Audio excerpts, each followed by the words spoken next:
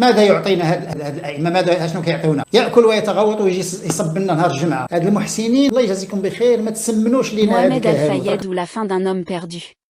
Écrit par Sadiq Benallal. Avant de regarder, mes amis téléspectateurs, n'oubliez pas de vous abonner à notre chaîne en appuyant sur le bouton d'abonnement et sur le bouton j'aime. Monsieur Mohamed Al-Fayed, au cours des années précédentes, et en particulier lors de la propagation effrayante de la pandémie de Corona, a fait l'objet d'un barrage de critiques et de formes inacceptables d'intimidation et d'attaques à la suite de ses déclarations relatives à la lutte contre certaines maladies et aux solutions apportées. Il considérait qu'il suffisait de les traiter ou du moins d'atténuer leur élan et leurs menaces pour la vie des individus et des sociétés. L'auteur de ces lignes a été l'un des premiers à exprimer son rejet du ciblage violent de cet expert marocain dans le domaine de la nutrition, et il n'a cessé d'appeler, à travers ses tweets sur les réseaux sociaux, à la nécessité de respecter les avis des experts. Dans le domaine de leur spécialisation, et leur jouissance du droit de répondre à leurs critiques, et pourquoi pas d'organiser des réunions de discussion. Une objectivité fondée sur des preuves scientifiques et le respect de l'étiquette du dialogue. En effet, le citoyen marocain et arabe en général a cruellement besoin de nourriture, de santé, de culture juridique, historique et civile, afin de compléter sa vision, d'approfondir ses connaissances et de diversifier ses idées, ainsi que l'univers et la vie. Mais récemment, M. Al-Fayed est apparu dans des enregistrements sur sa chaîne YouTube, dans lesquels il a dévoilé ses positions et opinions sur la question religieuse, le Saint-Coran et les hadiths du prophète, et a appelé à reconsidérer un ensemble de phénomènes et des pratiques, telles que les prières du vendredi.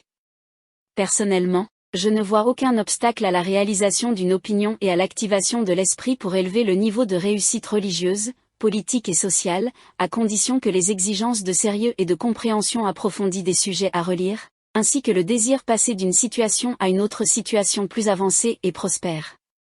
Mais ce qui a retenu notre attention dans cette orientation, c'est que M. Al-Fayed n'a pas exprimé ses propres perceptions, à travers des articles judiciaires, des études et de la littérature dans lesquelles il simplifie ses nouvelles visions, par l'analyse, la comparaison, la discussion, les citations, et des raisonnements textuels et rationnels pour convaincre le destinataire, et pour confondre les critiques et les tenants de la contre-thèse. Mais il a plutôt fait fausse route et s'est cantonné à des discours vidéo, impulsifs, saccadés et menaçants sur le site de communication, YouTube.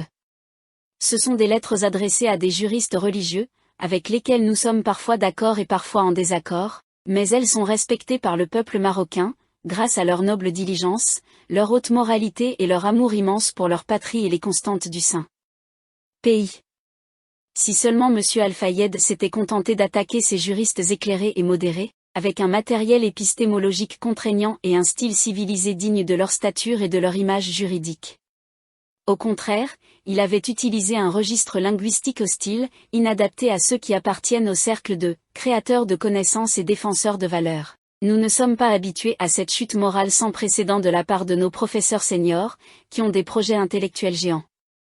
À la lumière de ce qui précède, se protéger de l'injustice, la récolter et la réhabiliter, ou défendre de nouveaux projets, stratégies et objectifs n'est pas un défaut, c'est le droit de chacun, comme indiqué précédemment, de passer d'un domaine de connaissance à l'autre, et de parler de tous les domaines de la vie de l'humanité, mais dans un contexte de maîtrise, de perception holistique prudente, de conscience scientifique, de vision critique neutre, d'approche démonstrative solide, et avant et après cela de respecter l'autre et de chercher ses excuses, et en les abordant d'une manière linguistique pleine d'amour, de synergie et de tolérance, dénuée de haine, d'échec et de rejet de l'autre. Quant à l'écume, elle disparaît comme un néant, et quant à ce qui profite aux gens, elle reste sur la terre.